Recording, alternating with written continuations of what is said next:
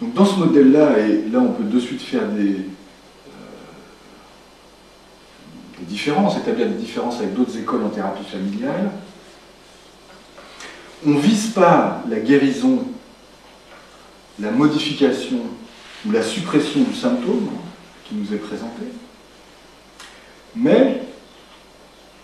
l'épanouissement du patient qui passe par sa croissance. Dans ce modèle-là, l'épistémologie qui sous-tend ça, c'est l'idée que notre activité mentale, notre activité psychique, selon comment vous voulez considérer les choses, consiste à symboliser notre participation au monde. C'est tout à fait conforme avec les postulats de l'anthropologie sémiotique qui considère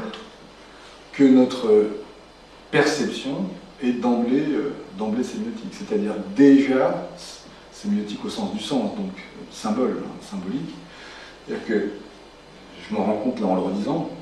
que cette idée de monde symbolique qui génère nos perceptions, si le monde symbolique génère nos perceptions, ça veut dire que finalement le sens précède la perception. Le thérapeute ne va pas ménager